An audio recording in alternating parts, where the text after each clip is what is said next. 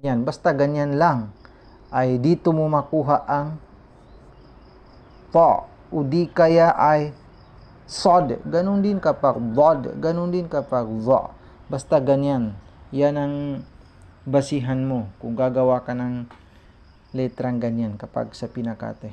Magsisimula sa ganyan. Ganito gawin ko sa iyo ha, para masanay talaga yung kamay mo. Ang gagawin mo ay gayahin mo itong ginagawa ng kamay ko. Ulit-ulitin ko itong gagawin para masanay yung kamay mo.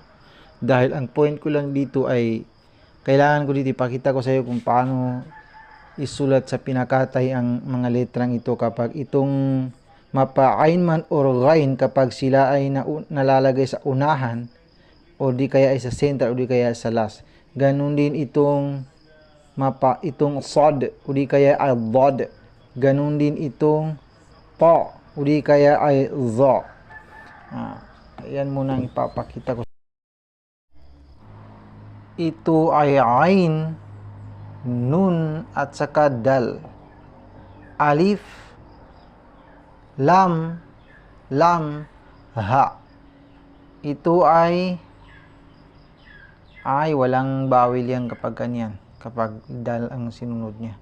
Ito ay indallah. Ito ay indallah. Yan ang pinagkaiba ng ain at saka alif. Medyo magkapareho lang. Basta, kapag hindi mo alam kung paano i-timing, sabihin mo na indallah. Pero ito ay ain. Kaya ito ay indallah. Yan. Ulit-ulitin natin ng 3 beses.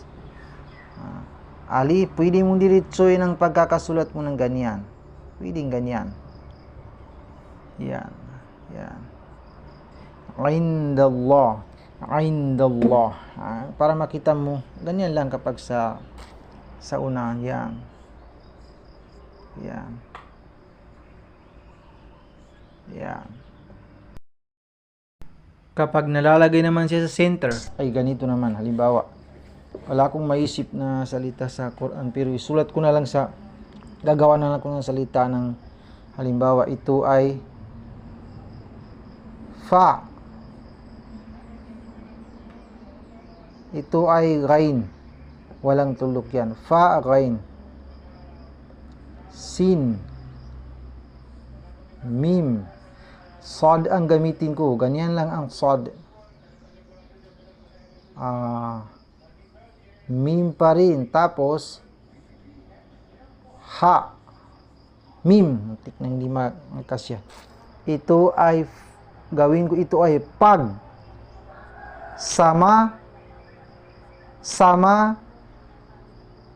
Hin. Dalawang bawit. Kaya magtatapos sa literang. Ito ay mim. Tapos ganyan. Yan. Pag. Samahin mo.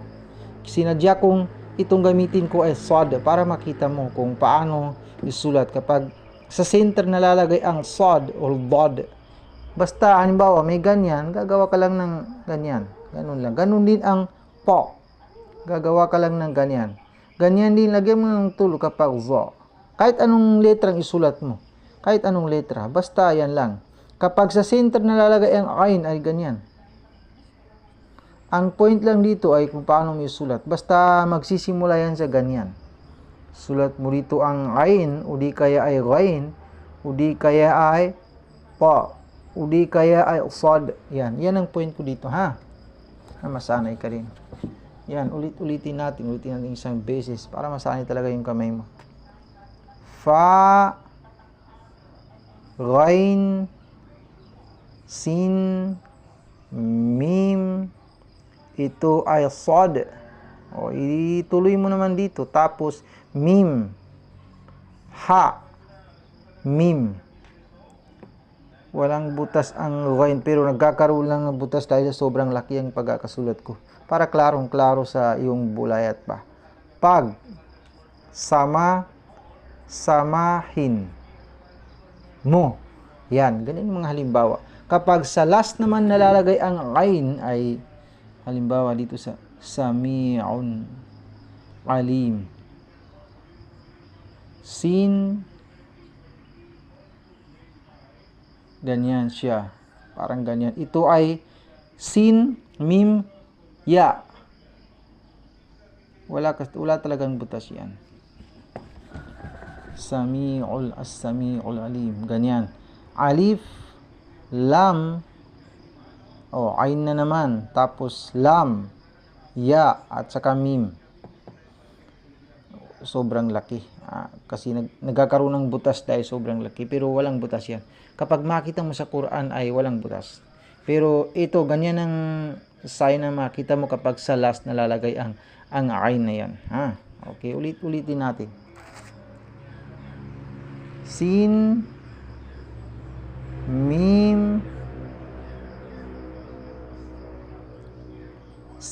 mim, ya, ain, alif, lam, ain, diretsuin mo na lang dito, mim. Basta walang butas yan. Yan. Halimbawa, as-sami'ul alim. Ganun. Makikita rin natin kapag sa Quran na. Ito, kailangan ulit-ulitin ko. Para masanay talaga yung kamay mo. Dito naman sa 5 letrang ito, yung mga ganyan. 1, 2, 3, 4, 5. Depende na yun kung anong gawin mong letra dyan. Gawin mong nun, o di kaya ay ta, ya, sa, ba.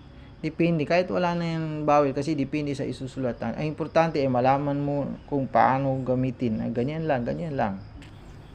Dagdagan mo ng ha, ganyan. O di kaya ay jim, ganyan.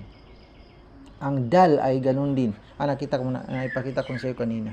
Halimbawa, sulat natin ay dun sa la ilaha illa anta subhanaka inni kuntu minaz zalimin.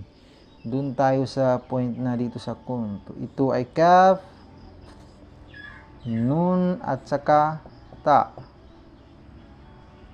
Tapos mim, nun. Ito ay alif,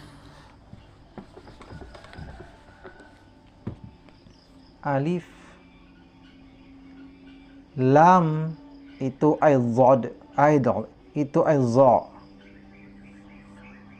Ganyan. Tapos lam, mim.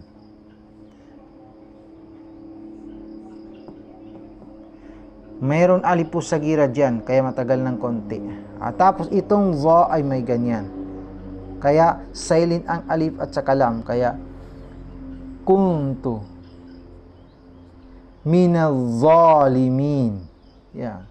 Itong zo, patagalin mo dito sa zo kasi may alif po sa gira. Itong bawi ng lam. Ito yung bawi. Ito ay mim. Ito yung bawi niya. Kaya ganyan. Basta ganyan lang.